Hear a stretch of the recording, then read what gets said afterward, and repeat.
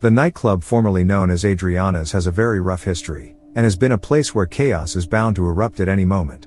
Situated in the city of Markham, Illinois, the nightclub has been a place where notable artists like Lil Durk, Lil Wayne and Nicki Minaj have performed. However, it has a ratchet reputation, and has plenty of awful reviews, with some of them having me in stitches. Just reading the negative reviews and list of incidents helps you to visualize just how quickly things can get out of hand. They provide a realistic picture into what goes down at the establishment during a typical week. What really seems to cause problems for the club is the typical clientele. The club attracts a crowd who like to drink heavily and act out. Basically, people who don't give a F about causing problems. Moreover, incidents have the security being known for handcuffing and beating up club goers who annoy them. To make matters worse, when people get injured and try to sue Adriana's, the club takes zero accountability, and the music continues playing, even when people are shot and dying on the ground. From club goers exiting and immediately being robbed for their valuables, to a man shooting at the club because he was refused to enter, the club has experienced its fair share of problems over the years. One such incident from April 2013 just goes to showcase the chaos which transpires at the club. A man had an argument with a transgender woman on the dance floor, which led to him being shot. He was hit 10 times, and he is now blind because of a headshot. Thankfully, he managed to achieve some form of compensation for nearly losing his life. However, he now has visible, lifelong facial scars because of this. From the beginning, residents petitioned to get the club shut down, and for whatever reason, it was reported that the property's developer was given over $900,000 in tax breaks. With outright chaos taking place within the neighborhood, shootings and fights are rampant. Dating back to 2010, the club has been a place where at least 8 shootings, many robberies and at least 2 murders have occurred. And whilst big booty women twerk inside the club, and strobe lights spin, broke men reportedly get into physical altercations both inside and outside the club, with police being dispatched to resolve pointless drama. To summarize the nightclub. If you value your life and want a party, pick somewhere else. If it is somehow still open by the time that you see this video, it's not recommended that you go there. The corruption is immediately evident, and the security staff simply don't care for your well-being, aren't properly trained, and they aren't there to intervene or save you if it all kicks off.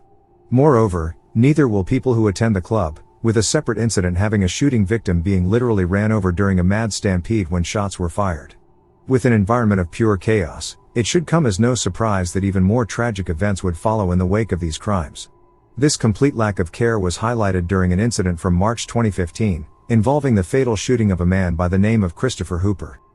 A 26-year-old young father, and rapper hailing from the village of Madison, Illinois, named Chris Smokes, real name Christopher Hooper, was attending a concert hosted by the popular artist Future. In the parking lot, an argument led to a fight, which resulted in someone pulling a gun, and shooting Chris Smokes in his stomach. Shortly thereafter, an off-duty police officer would hear commotion at the nightclub, and decided to investigate. Upon making his way over to the scene, he came upon Chris Smokes lying on the ground in pain. Tragically, Smokes never made it back home and died in the hospital. It was reported that people continued to head into the club, being so cold as to step over him as he bled out on the ground. Music was still being played whilst Smokes slowly bled out on the ground, with the officer attempting to form a perimeter around the dying father. An investigation was launched into the death of Chris Smokes, which had also resulted in a woman being left in critical condition by the same shooter. Years passed, with Christopher Hooper's death quickly falling into the cold case files. No new updates circulated because it seemed as though, on the surface, nobody was willing to cooperate with investigators.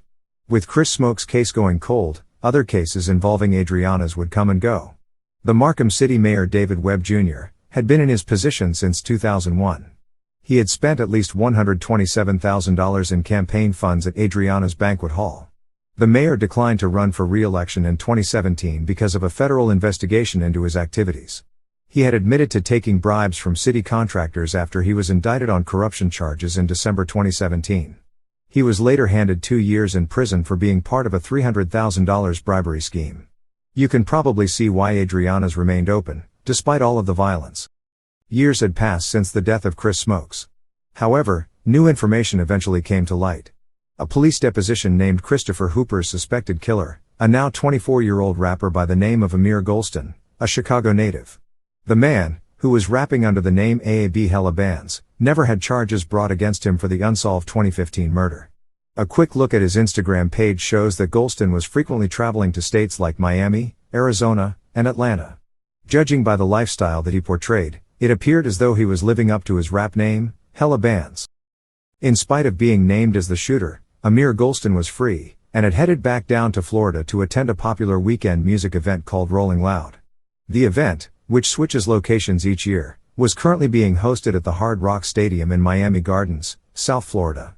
A whole range of top artists were performing, and most people go for a good time, but like with Adriana's, the event always draws in the wrong sorts of people, and is destined to end in tears. Ameer Golston was currently wanted out of Atlanta on attempted murder and robbery charges.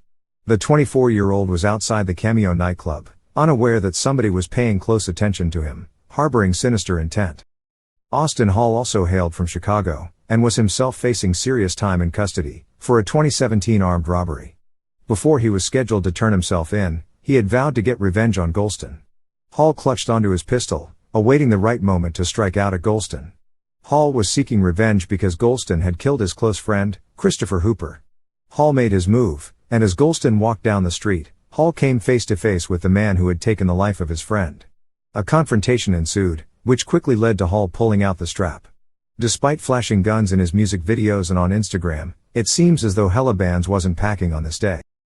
Without any way to defend himself, he began running, ultimately being hawked down and shot to death by Hall. The sound of gunshots had everyone panicking, as people and drivers raced to evade the scene.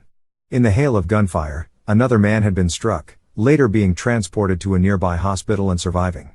In a case that mirrored Christopher Hooper's death, HellaBandz died outside a packed club, with detectives placing a white sheet over his body. The shooter wasted no time in jogging away from the crime scene, with police chasing after a suspect vehicle, which was later identified to have nothing to do with the murder. In the days that followed Ameer Golston's murder, other chaotic incidents involving popular artists took place at Rolling Loud. These incidents ranged from a deadly shooting which left an innocent bystander dead, to multiple arrests, and refusals of entry into the Hard Rock Stadium. Overall, the event had been just as insane and bloody as a night out at Adriana's. The news of HellaBandz' death shocked his close friends and family. However, Hooper's aunt wasn't too upset, mentioning the closure element to her nephew's case. As investigators reviewed CCTV, they contacted Chicago PD, as they were convinced that the shooter hailed from the Windy City. The brazenness of the gunman spoke volumes, and it looked like something out of Chicago, a Democrat city where murders tend to go unsolved. Suspicions were proven correct, and the shooter was indeed from Chicago, being well known to police. Austin Hall had ties to Chicago area gangs, and he has a lengthy rap sheet. After years of investigating, focusing primarily on surveillance footage and phone records, and with the help of the CPD and FBI's South Gang Task Force, Austin Hall was arrested and taken into custody. Eventually he would be extradited back down to Miami to stand trial for Ameer Golston's murder. At this time, he is still considered innocent until proven guilty, and his involvement in the murder of Ameer Golston is alleged. Still, this isn't Chicago, a lawless city where beating murder charges is commonplace. Florida doesn't play, and when sentences are dished out, they are usually long and hefty. The case of Ameer Golston really emphasizes the pointlessness of seeking revenge, especially when you carry out the revenge in a city with some of the strictest and harshest punishment, wearing no mask and causing an unforgettable scene.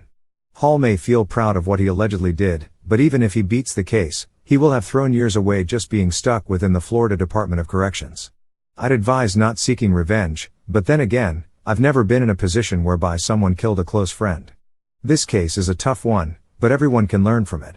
In the end, everyone loses, and ideally you should let the universe do its thing. The law is harsh, and won't care about the reasoning, even if you feel as though it was justified. Instead of crashing out, Hall should have focused on bettering himself and his own situation, letting the universe deal with retribution. He should have honored Christopher Hooper's legacy by keeping his name alive, instead of hunting down his killer. Either way, this case is a sad one, and everyone loses. Rest in peace to Christopher Hooper and Ameer Golston.